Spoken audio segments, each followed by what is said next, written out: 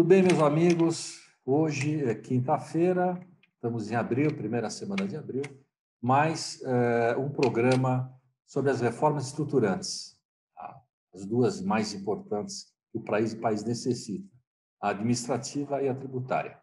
E hoje vamos falar com uma pessoa brilhante, uma pessoa que eu conheço há um bom tempo, uma sumidade nos dois assuntos, mas a gente vai falar hoje sobre a administrativa, né? É o Décio Bruno Lopes, presidente da Associação Nacional dos Auditores Fiscais da Receita Federal do Brasil, ANFIP. Boa tarde, Décio, como é que você está? Tudo bom? Obrigado já de cara pelo seu tempo, para poder participar conosco aqui e levar um pouco do seu conhecimento aqui para o nosso público. Tudo bem? Boa tarde, Sérgio. Boa tarde, ouvintes. Gostaria de agradecer esse convite, dizer que é um prazer estar falando aqui para vocês, falando para a sociedade, um pouco sobre reforma administrativa, um pouco sobre Estado, questões de Estado, né? Não efetivamente questões de governo, mas questões de Estado, porque aí vai estar inserido no contexto de prestação de serviço a toda a sociedade. Eu acho que esse bate-papo é extremamente importante. Por isso, agradeço mais uma vez o convite e dizer que nós estamos à disposição. Bom, meus amigos, estamos falando especificamente da PEC 32, que está tratando basicamente das questões do funcionalismo público, né? É importante a gente ressaltar que uma das iniciativas dessa proposta veio de quem? Do funcionário público. Então, a participação do funcionalismo público na proposta é extremamente importante, para mostrar que eles mesmo enxergam a necessidade de se modificar uma estrutura que está criada há muitos anos, que cabe sim uma mudança, vamos dizer assim, na forma de se conduzir daqui para frente essa estrutura espetacular, que temos pessoas brilhantes, né? Aliás, a grande maioria dos funcionários públicos são pessoas extremamente preparadas para a função que exercem. Então, dentro dessa lógica, eu já queria colocar para o Décio, que eu escutei numa das minhas gravações que fizemos ao longo, estamos fazendo desde o ano passado a respeito desse tema, né, que nós ouvimos, né, que provavelmente até 2030, 60% do funcionalismo deve se aposentar. As pessoas que hoje estão na ativa devem vir a se aposentar, né? Isso é um dado meio que evidentemente estatístico, né? Mas me parece que é isso. Ou seja, realmente daqui para frente a renovação será grande. E se conseguirmos aprovar a reforma da forma que está sendo colocado hoje no Congresso Nacional, teremos realmente uma renovação muito grande e com um novo critério dentro do quadro do funcionalismo público. Então, eu gostaria, de cara, que você falasse um pouquinho sobre isso, sobre essa renovação, essa reforma, iniciar aí com esse bate-papo para o nosso pessoal entender um pouco mais a respeito do que a gente está conversando. Dentro de pouco tempo, o serviço público terá uma grande renovação, porque o quadro de funcionários hoje é muito pequeno, tá? Para a necessidade de prestação de serviço de qualidade à sociedade de uma forma geral. E faz tempo que não há concursos, né?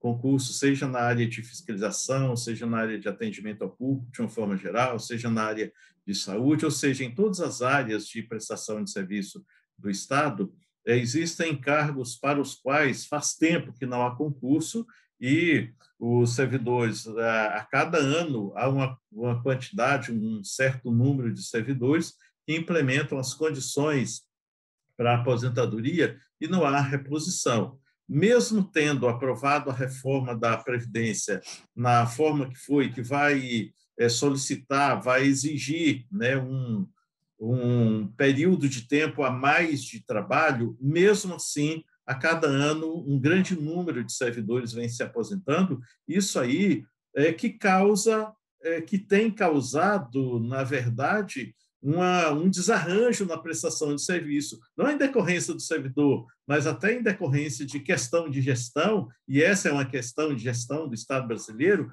a falta de concurso vai se convolar em uma falta de funcionários, que vai se convolar em um déficit na prestação de serviço. Muito bem, Décio. Boa, você colocou muito bem.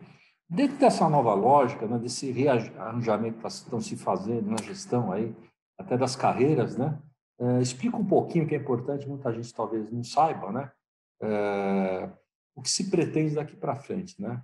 Manter, por exemplo, a estabilidade sobre as carreiras de Estado. Então, o que é carreiras de Estado? É importante ressaltar esse diferencial, né? Porque carreiras de Estado são aquelas que são exclusivas de Estado, que você não tem no mundo privado, no mundo particular, né? Então, era bom a gente também ressaltar um pouquinho isso. E também a questão promocional, né? Ou seja, não existe hoje uma avaliação de desempenho criteriosa, existe uma promoção meio que automática, e que a ideia, dentro desse novo contexto, é trazer, vamos dizer, o que hoje existe no mundo privado, né, que é da meritocracia, ou seja, o desempenho funcional das pessoas, né, dos funcionários, é que vai fazer com que ele suba dentro da carreira na atividade que ele estiver colocado. Então, me dá uma palhinha a respeito disso, Décio, só para o pessoal entender, primeiro, o que é a carreira de Estado, qual é esse diferencial em termos ao mercado privado, e como é que vocês estão imaginando essa questão da meritocracia. A meritocracia, na verdade, ela sempre existiu, né? Desde quando eu entrei no serviço público, na verdade, eu entrei no serviço público como seletista, lá no INPS de antigamente, né? Então, e lá a gente tinha avaliação normal. Depois veio o regime jurídico único, depois da Constituição veio o regime jurídico único. Então, aqui eu já começo a falar da reforma de uma forma geral, né? Que essa reforma ela acaba com o regime jurídico único. Certamente, nos palestrantes anteriores, eles já falaram sobre isso, mas para a gente não incorrer em falar de coisas que às vezes a gente não disse previamente, é necessário verificar que essa reforma ela acaba com o regime jurídico único, ou seja, aquele regime em que todos os servidores públicos, todos, né, não estou dizendo de emprego público, não estou dizendo também de cargo aqueles que são por prazo determinado, aqueles de contratação temporária. Não estou dizendo da contratação temporária, é de necessidade do interesse público, mas aquele servidor de carreira. Hoje nós temos servidores de carreira. O regime jurídico único, ele é um único regime de trabalho depois da Constituição de 1988, né, em que existiam cargos cujo regime era estatutário e existiam cargos cujo regime era seletista. Nessa reforma, né, ela volta ao passado, essa reforma volta ao passado, antes da Constituição de 1988, em que vão existir alguns cargos que vão ser estatutários, o regime estatutário, e vão existir outros cargos que vão ser regime seletista ou regime estatutário, a gente não sabe ainda, porque a lei complementar vai tratar sobre isso. A verdade é que a gente passa a ter uma diversidade de formas de acesso, né, formas de vínculo. Nós vamos ter vínculo de experiência como etapa de concurso público, vamos ter vínculo por prazo determinado, vínculos com prazo indeterminado, cargo típico de Estado e cargo de liderança e assessoramento. Aquilo que hoje é um regime jurídico único transforma em tudo isso aí, é uma insegurança jurídica muito grande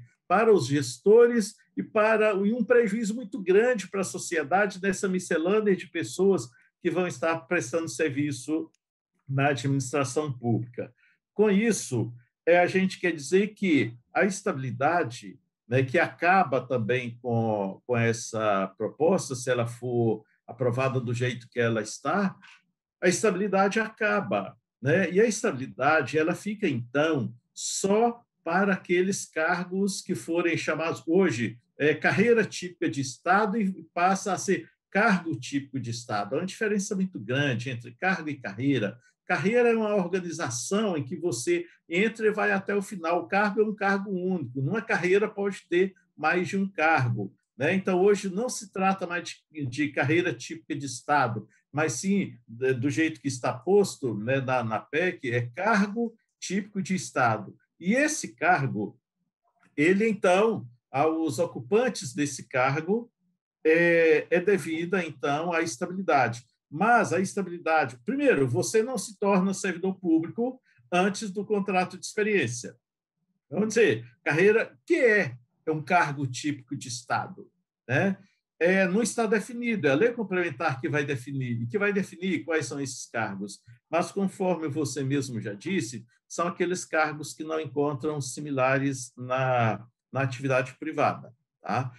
E, nesse caso, é a fiscalização, é a área de fiscalização, a área de polícia, a área de legislação, né? Ou seja, aquelas que originalmente, né, na Constituição do Estado moderno, são aqueles cargos, aquelas atividades, aqueles cargos de exercício de atividades que não existe Estado sem essas funções, que é de arrecadar, fiscalizar, legislar, promover ações de justiça e a própria segurança pública. Tá? Nesse sentido, em tese, né, baseando lá na teoria geral de Estado, na formação do Estado moderno, aquelas funções as quais não existe Estado sem as mesmas. Então, para esses cargos típicos de Estado, a PEC diz que vai haver estabilidade, mas uma estabilidade depois de um contrato de experiência e depois de um estágio probatório. Contrato de experiência de 1 ano, mais estágio probatório de 1 ano. Só a partir daí você, então, vai se, depois da avaliação de desempenho, olha só que confusão. Primeiro, contrato de experiência, depois estágio probatório, né? E depois do estágio probatório, uma avaliação de desempenho para verificar se você se enquadra naquele número de vagas existente no edital do concurso. Dá para você dormir com um barulho desse? Bom, criou uma confusão maravilhosa, né? Na verdade... Então, é isso que está escrito lá na PEC 32. Tá? Bom, por isso que é importante trazer pessoas que conhecem do tema, para a gente poder debater com mais critério as questões, né?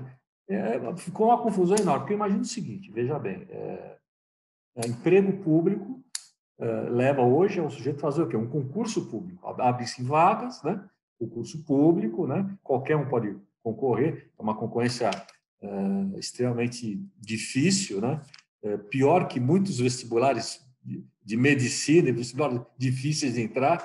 Concurso público não é fácil, é bastante complexo, mas, enfim, o sujeito entrou por merecimento, né? Prestou, entrou. Quer dizer, hoje, pelo que eu estou entendendo, ele entrou, mas não entrou, né? Ele entrou, mas ele vai ter que primeiro fazer um contrato de experiência, é isso? É assim que funciona? Isso, exato. Essa nova regra? Isso. Depois um estágio, e aí vai ter uma avaliação para ver se aquela função que ele quer, se o Estado entende que ele é condizente com aquele cargo. É isso mesmo? É isso que você está me dizendo? Exato. Suponhamos que você, vamos dizer do nosso caso tipo, auditor fiscal. Então, como que funciona hoje a questão do serviço público? Hoje, todo servidor público, no regime jurídico único, passa por um estágio probatório que antigamente era de 2 anos e depois passou a ser de 3 anos. Hoje, qual é a situação hoje? Você entra no serviço público, você passa por um estágio probatório de 3 anos, neste período de 3 anos você é avaliado, a cada ano você é avaliado, e se você não cometer nenhum desvio de conduta, a partir desses 3 anos você é estável. Mas você é servidor a partir do primeiro dia no serviço público em que você toma posse. Você vai exercer suas atividades, né? A partir do momento em que você toma posse, você é servidor público. Se essa emenda passar, vamos dizer, auditor fiscal, você entra, você passou, você foi selecionado, tá? Você foi selecionado. A partir daí, você entra num estágio probatório, não, num contrato de experiência. Durante 1 ano, você vai exercer, você acha que você vai ter condição de fiscalizar uma empresa, de notificar uma empresa, se ela tiver no sistema de sonegação de tributos, Não. De atraso de recolhimento, você vai ter condição? Não. Então, você vai ficar um ano em contrato de experiência. Você não tem condição de exercer essa atividade. Você vai colocar em dificuldade a vida de um contribuinte e da própria administração pública, porque aquele trabalho deverá todo ser refeito. Se ele, por mais um ano, né, que ele vai ficar em estágio probatório. Nesse período de estágio probatório, você já passou um ano, você passou na experiência, mas agora tem um estágio probatório. Neste período de estágio probatório, você acha que você vai ter condição emocional, legal, né? Mesmo porque fiscalização, a área de tributação, você tem que observar o princípio da legalidade estrita. Você vai cumprir a lei. Por você cumprir a lei, você pode simplesmente dizer que aquele que vai te avaliar pode dizer que você prejudicou um contribuinte que, na verdade, era daqueles contribuintes com, vamos dizer assim, de cargo de alto escalão, seja no legislativo, executivo ou judiciário. Você vai ter condição de fiscalizar nesse período de estágio probatório? Evidentemente que não.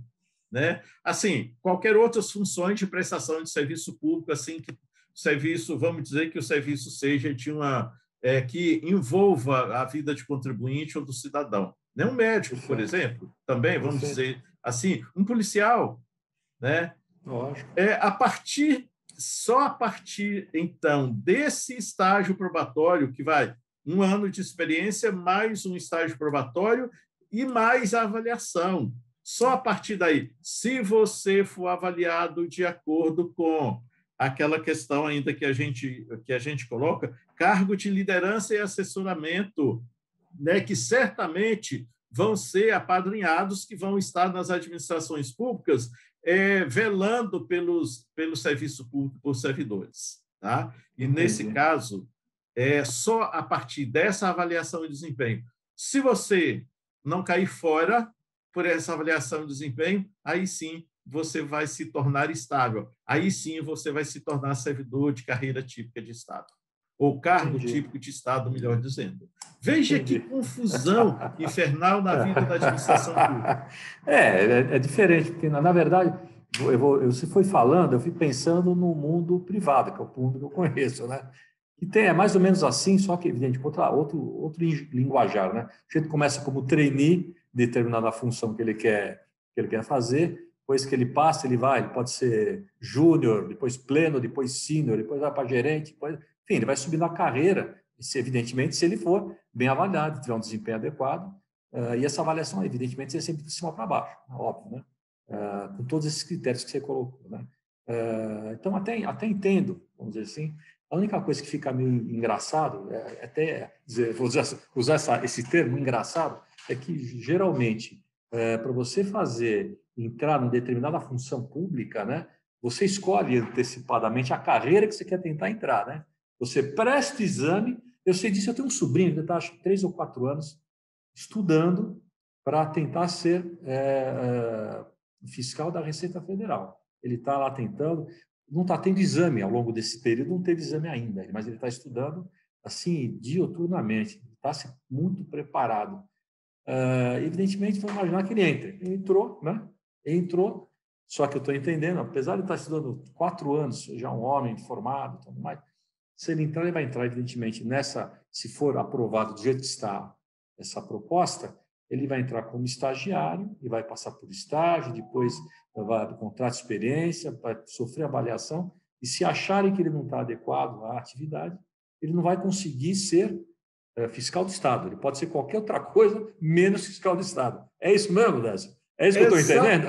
Exatamente isso, Sérgio. Ou seja, se ele passar por esse processo todo, depois da avaliação, ele vai saber se ele vai ser auditor fiscal ou não. Embora ele tenha concorrido lá com 100 mil, 200 mil candidatos, né, tenha sido aprovado no concurso nas mínimas vagas, né, quando o Ministério da Economia, né, autorizar um concurso. Primeiro, quando o Ministério da Economia autorizar um concurso, o número de vagas que a gente não sabe quantas serão, certamente ele vai concorrer lá com 80, 100 mil candidatos, né? vai estar um suprassumo em conhecimento de administração tributária federal, tá? E além de outras matérias de direito, né? Outras matérias que são necessárias para o exercício da fiscalização, e ele nem sabe se ele vai ser, mesmo aprovado, ele nem sabe se ele vai se tornar ainda um auditor fiscal. Isso é muito relevante, isso que você está falando, né? Porque Tá. muda a configuração do acesso ao funcionalismo público, na verdade, né? Sim, com certeza. Hoje, se ele passasse num concurso hoje, né, depois de... Primeiro, ele já poderia, a partir do treinamento, quando você tenta um concurso da Receita, você vai passar por um treinamento institucional, né? Então, a partir desse treinamento institucional, finalizado o treinamento, ele seria auditor fiscal. Ele poderia ir, evidentemente que ele não iria sozinho para a empresa fiscalizar, muito embora ele já teria a competência técnica, né, para poder fazê-lo, mas como a atividade é muito complexa, certamente ele sairia numa equipe de trabalho para fiscalização externa, ele sairia com outro auditor experiente para poder fiscalizar. Mas ele é fiscal, ele vai assinar também a notificação junto com outro auditor fiscal. Agora não. Agora, ele só vai poder fazer isso, né? Isso a gente está imaginando, isso em tese, a gente sabe o que é que vai trazer a lei complementar, mas se ele pode sair, ele pode nem se tornar efetivo, tá? Qual é a efetividade do exercício da atividade dele durante esses 2 anos e antes da avaliação de desempenho? Pois é, uma coisa até complicada, né? Não sei como é que... Isso, né, imagino eu que isso seja alguma das, talvez, resistências aí para aprovar do jeito que está a PEC, né? Aliás, isso é uma outra questão, né, que eu acho importante a gente não se envolver muito nisso aqui, nós aqui, mas a gente percebe que existe uma divisão muito forte ainda no Congresso Nacional com relação à aprovação da íntegra do texto que está naquelas casas, né? Então, evidentemente, eu imagino que esse deve ser um tema sensível, porque eu imagino as pessoas que queiram ingressar numa carreira pública, né, e porque você presta isso, você presta aquela função para ser aquilo. De repente você não sabe se vai ser, às vezes você entrou, ainda fica alguns anos entre estágio e contrato de experiência, fora avaliação, para saber se será ou não aquela atividade que você escolheu, aquilo que você vai poder efetivamente praticar na sua vida como funcionário público. Quer dizer, isso é uma coisa difícil, né? Outra pergunta que eu queria perguntar para Sérgio, você... antes de você passar para frente, Sérgio, assim, quebrando todos os protocolos, aqui é um bate-papo, né? Isso aí, Lá tranquilo. na sua atividade, olha, a partir do momento em que você contratou um auditor, seja trainee ou seja sênior, ele é auditor. Se você contratou um contador, a partir do momento em que você contratou um contador, ele é o contador. Ele vai exercer essa atividade desde o primeiro dia da contratação. Ele não é meio contador, ele não é meio auditor, ele não é meio servidor público. Verdade, você tem toda a razão. É isso mesmo. É evidente que ele tem faixas de experiência que ele não vai, tem trabalhos que ele não vai poder executar sozinho. Agora, a chefia dele que vai dizer, não, você pode fazer aquele trabalho, ou esse aqui é importante você conhecer, você vai com uma turma mais experiente, você aprender, você ir conhecendo, enfim. Vamos dizer, uma coisa natural da vida profissional de todos nós, né?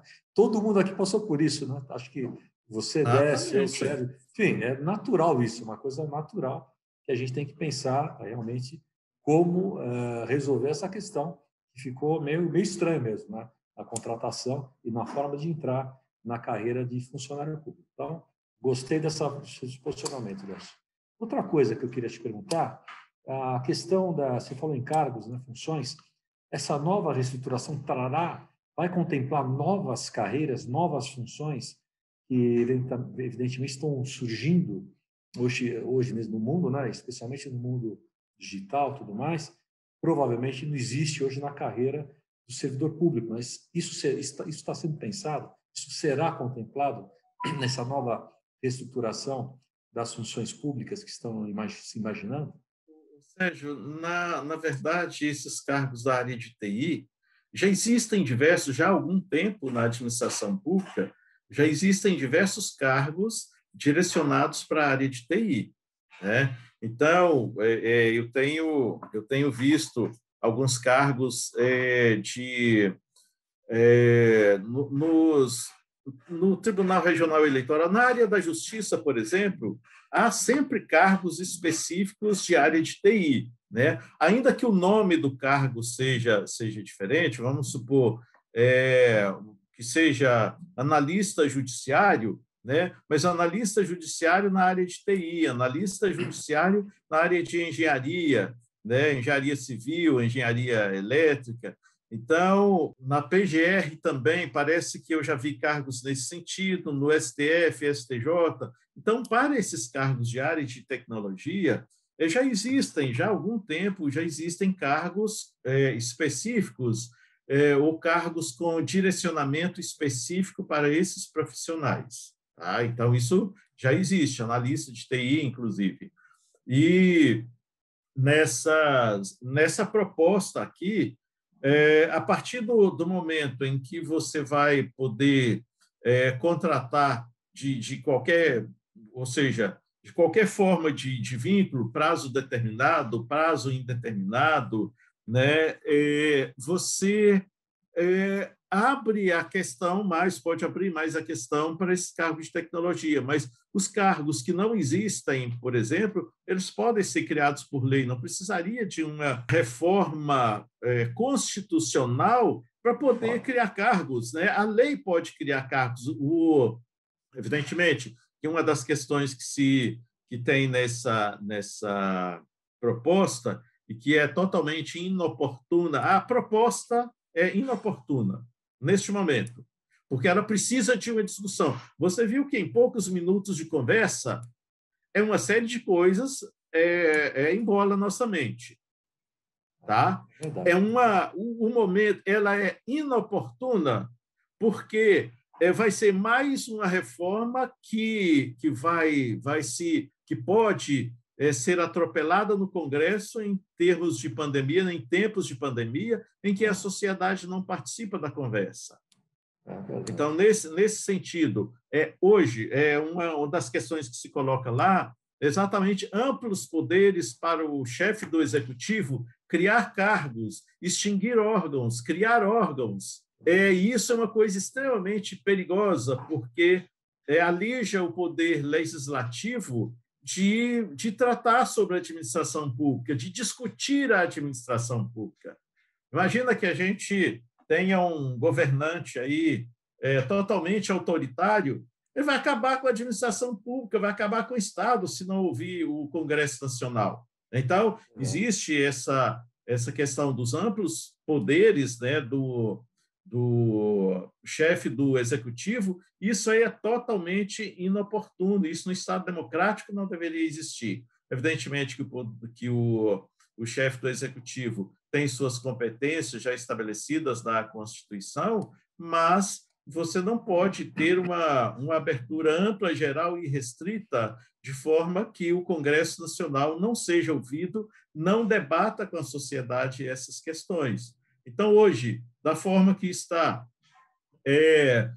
pode ser encaminhado pelo presidente da República, hoje precisaria de alteração da Constituição, poderia mandar um projeto de lei criando cargos. Pode criar cargos. O presidente da República tem competência para criar cargos, né? No poder executivo. E o poder legislativo e o poder judiciário têm suas competências também respectivas para criar cargos e definir sobre cargos, sobre os órgãos dessas administrações, seja a administração da justiça, seja a administração do legislativo, ou então do poder executivo. Essas competências já existem. E esses cargos, basta que se queira, mas eles já podem ser providos, indiferentemente dessa PEC, ou seja, para condições específicas de área de TI.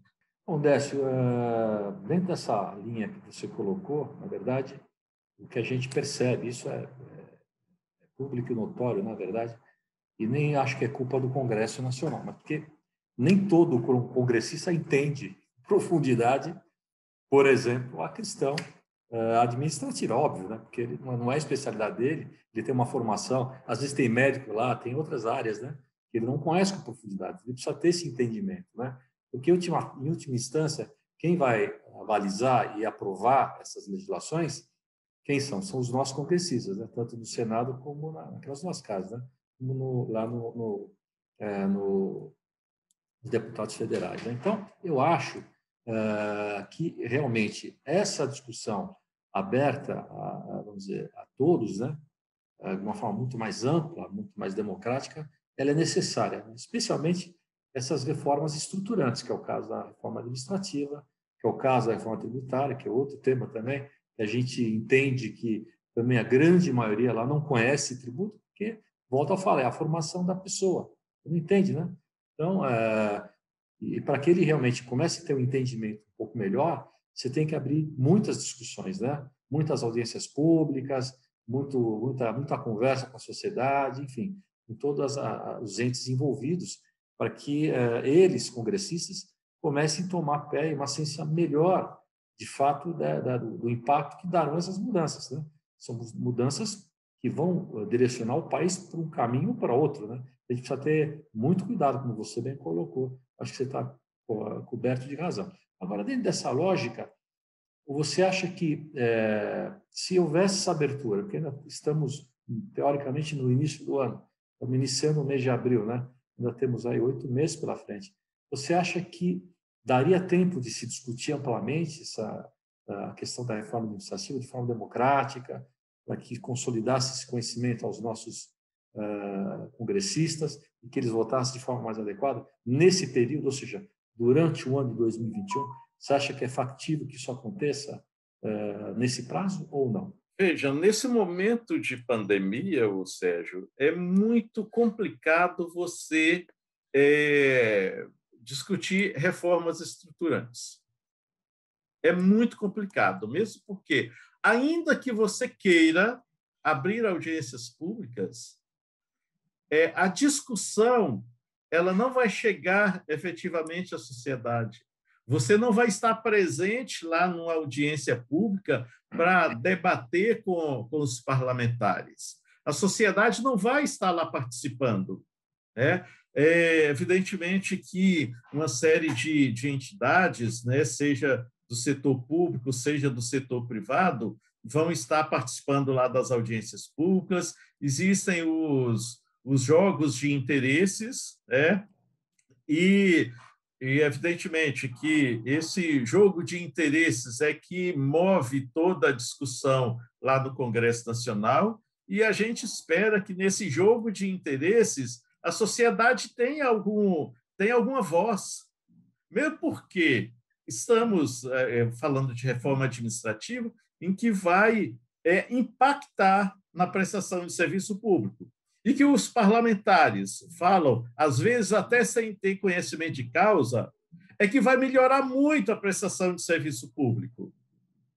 E nós, nesse pequeno tempo que a gente está começando a verificar aqui, isso não é bem verdade, né? A partir do momento em que se cria uma instabilidade, né, no serviço público, a partir do momento em que você vai ter no mesmo local de trabalho diversas pessoas com diversas formas de vínculo, qual é a motivação do servidor?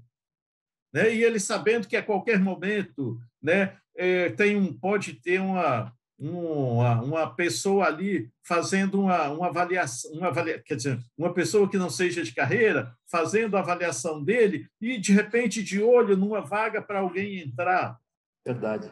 Porque isso fica... Essas resoluções ficam em lei complementar, provavelmente fica depois, não é agora na PEC, né? Não está definido na PEC. Isso não é a PEC. O Sérgio, e tudo que nós estamos dizendo aqui já pode ser feito hoje no serviço público, na área de saúde, por exemplo. Existem as organizações sociais, existem as OCIPs que já prestam serviço. E eu digo mais, com essa proposta, que, na verdade, nem todos os parlamentares sabem o que tem nessa proposta, e a coisa daí a pouco está para votar, né? Nessa proposta, né, tem um princípio lá da subsidiariedade. A administração pública pode fazer contratos de prestação de serviço, né, com diversas organizações. Isso vai, além do servidor estar com um contrato, ainda que seja por prazo indeterminado ou por prazo determinado, podem existir lá dentro do serviço público empresas prestando serviço, aquele mesmo serviço que pode estar sendo prestado lá pelos servidores, mas que é uma insegurança jurídica muito grande que vai se estabelecer, e a cada hora que você chegar numa repartição, você pode dar de cara com um servidor novo, com um empregado novo. A administração pública, você disse muito bem, você foi muito feliz quando você disse que uma série de parlamentares não entendem das coisas que estão passando lá no Congresso. Isso é verdade. Isso é bem verdade. Tá? Só quem realmente já passou pelo serviço público, que já tem já deu a sua carga de trabalho lá pelo serviço público, que sabe o que é o serviço público. Tá? Não significa, o fato de você ser parlamentar, não significa que você tenha conhecimento de serviço público. E não significa que, se você não tiver um assessor lá um assessor que conheça profundamente a matéria que está sendo discutida para poder te orientar a respeito da sua votação, você vai votar sem saber o que você está votando. Depois você vai dizer, foi isso que eu votei, foi você que fez a lei. Aí o servidor, lá sem estabilidade, vai executar a lei que você votou sem ter conhecimento de causa. E você vai ser apenado, aí sim, com um processo administrativo disciplinar, porque você cumpriu a lei, uma lei que está mal feita, porque não houve discussão adequada e porque você, parlamentar, votou, às vezes, sem saber o que você estava votando. Se existe um serviço público não prestado a contento, não é por causa do servidor. O servidor público tem que cumprir a lei. E cumprir lei, vocês que são da área de contabilidade, não é isso? De empresas de contabilidade e auditoria, cumprir a lei é uma questão que, às vezes, não é que você não queira cumprir a lei, às vezes você não sabe nem como cumprir a lei. Tem situações que é isso mesmo. Tem situações em que você vai cometer um engano, você vai cometer um erro, você vai ser considerado, às vezes, como um sonegador, porque você foi cumprir a lei e, às vezes, a lei não te dava um esclarecimento, e, às vezes, os órgãos públicos, os próprios órgãos públicos, não te dão esclarecimento daquilo que é a interpretação da legislação. É isso mesmo. Você tem às vezes uma instrução normativa não é clara, às vezes uma portaria não é clara, né? Às vezes um decreto, né? Um decreto que às vezes sai de um jeito lá da administração tributária, a proposta de um jeito e o decreto sai de outro jeito, que às vezes nem a administração tributária tem condição de cumprir, né? E aí vem aquela série de atos normativos, né, decorrentes de uma legislação que, por não ter sido discutida a contento, né, acaba por causar uma série de anomalias no serviço público, não em decorrência do servidor, mas sim em decorrência das condições de prestação de serviço. E, às vezes, é falta de material, às vezes é questão de licitação, às vezes é licitação com as propostas já previamente definidas, né? Tudo isso ocorre, mas nem sempre isso é servidor.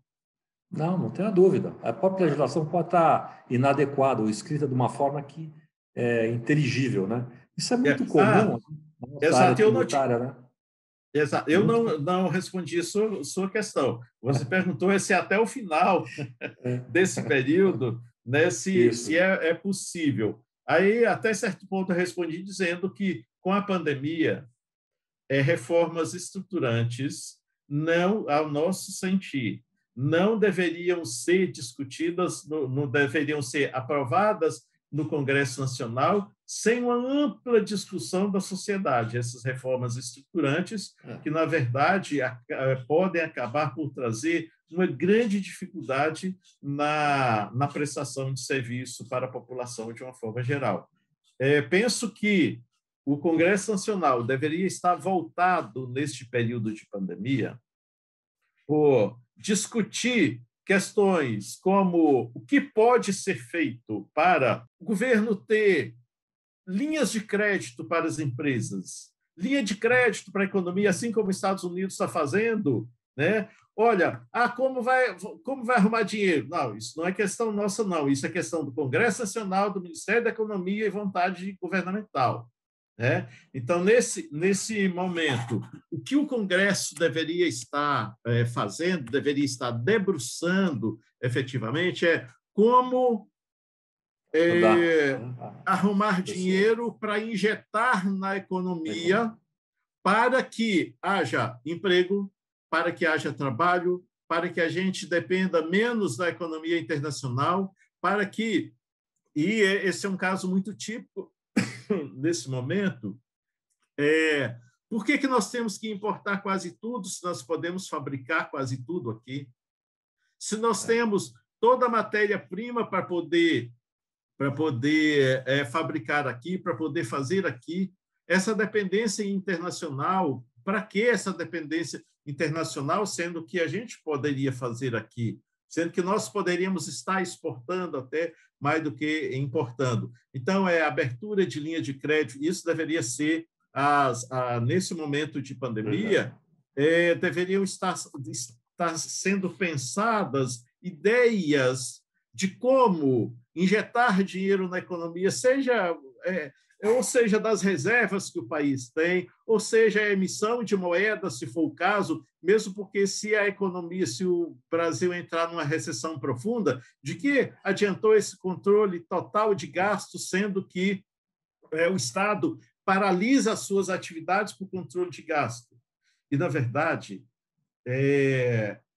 quem tem poder de emitir papel moeda em situação drástica, se for o caso, se for necessário, por isso aqui precisa de um debate, o Congresso deveria estar debatendo isso agora, o Ministério da Economia, o governo, o Congresso, Poder Legislativo, Executivo e Judiciário deveriam estar pensando em estratégias de como salvar a economia ou o day after da pandemia. Perfeito, Décio. Concordo plenamente. Então, não penso que essa reforma administrativa deveria estar sendo discutida agora.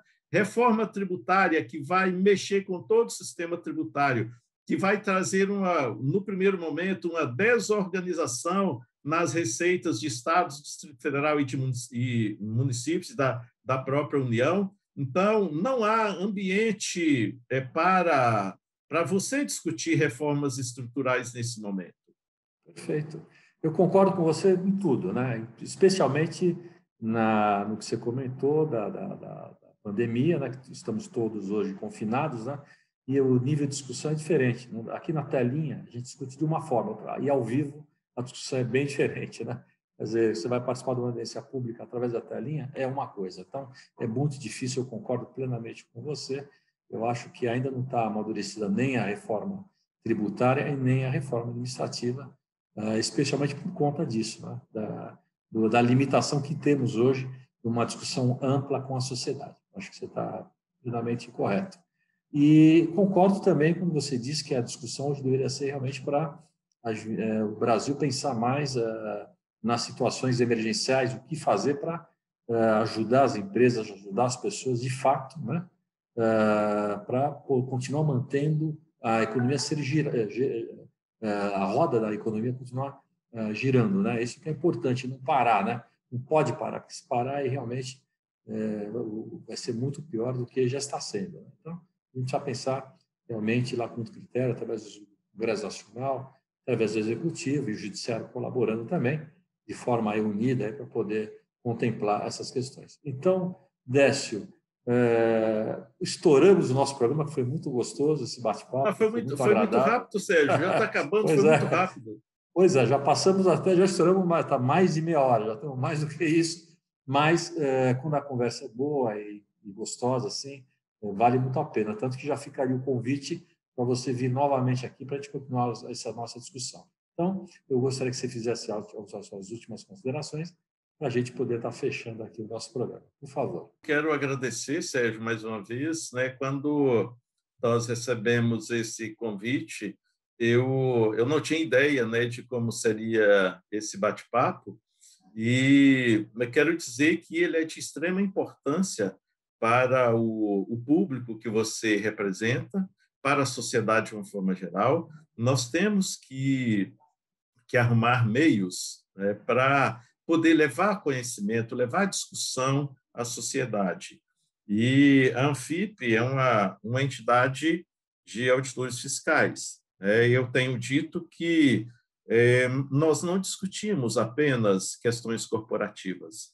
Evidentemente que temos que discutir questões corporativas, porque toda e qualquer entidade, né, ela tem que discutir as questões corporativas, essa é a razão de ser.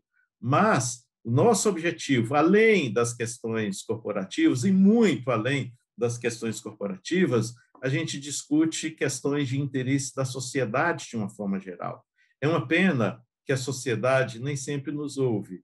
É uma pena que a sociedade, às vezes, ouve mais aqueles que querem dizer que servidor público é preguiçoso, que o serviço público é ruim, que o serviço público não funciona, que nós somos inimigos, que tem que colocar uma granada no nosso bolso, né? Que tem que levar discussão para onde pode haver resultado. O povo não pode ser esquecido. Reformas econômicas, elas têm que existir, ou seja, reformas têm que existir de uma maneira ou de outra, até para você corrigir aquilo que está errado. Mas reformas não são para você desestruturar o que funciona. E não vamos dizer que o serviço público do Brasil seja tão ruim assim. E, principalmente na questão da saúde, nós somos um dos países mais organizados em termos de saúde. Muito embora quisessem, há pouquíssimo tempo, acabar com o SUS. Então, lá na Anfip, nós temos, a cada 15 dias, às quartas-feiras, de 10 às 11 horas, nós temos lives com discussão de assuntos de interesse geral. Já discutimos, no ano passado inteiro, a gente discutiu reforma tributária e reforma administrativa. Esse ano, nós já discutimos, voltamos a discutir reforma administrativa, voltamos a discutir políticas públicas, voltamos a discutir, juntamente com a agência de servidores, a questão do SUS, questão das políticas públicas eficazes, questão de interesse geral, né, questão corporativa, né, de prestação de serviço interno, né, dos próprios servidores. Amanhã nós temos uma discussão sobre imposto de renda, informações sobre imposto de renda, né, de 10 às 11. Então, nós estamos tentando levar à sociedade, né, a discussão sobre os assuntos, para que nós não sejamos, para que o pessoal, para que a sociedade conheça o que é serviço público, para a sociedade saber o que é que está por trás de todas essas propostas, né, dos interesses que são colocados por trás de todas essas propostas. E, assim, para finalizar, dizer que nós, enquanto servidores públicos, tudo que nós queremos é prestar um bom serviço, mas, às vezes, a gente não tem condição. Às vezes, não nos são dadas condições de prestar o melhor serviço, não porque nós não queiramos, não porque nós não tenhamos competência, mas é porque nem sempre as condições, nem sempre aqueles que deveriam fazer a gestão do serviço público o fazem de forma eficaz. Então, não é servidor, mas sim apenas a questão de condução no serviço. Às vezes, são os recursos que saem de Brasília e não chegam lá na ponta, que eles perdem no meio do caminho. Às vezes, são as obras superfaturadas em que o pessoal prefere pagar propina do que pagar tributos. Então, são essas questões aí né? E se as coisas não saem, não são necessariamente em decorrência de servidor. E essa reforma administrativa, ela não muda nada para melhorar, tá? Pelo contrário, ela pode piorar muito mais o estado de coisas que hoje já existe. Muito obrigado mais uma vez. Espero que a gente tenha conseguido alcançar os objetivos desse bate-papo, Sérgio. Mais uma vez, muito obrigado. Foi muito bom, Décio. Foi muito bom. É bom conversar com quem entende do tema e do assunto. E é isso. Vocês que nos veem, eu sei que vocês estão lamentando aí o fechamento do programa, mas é assim, passa rápido. Quando a conversa é boa e bem discutida, é assim que a coisa acontece. Então, agradeço a vocês que nos viram até esse momento e até a próxima semana com um novo programa. Um abraço.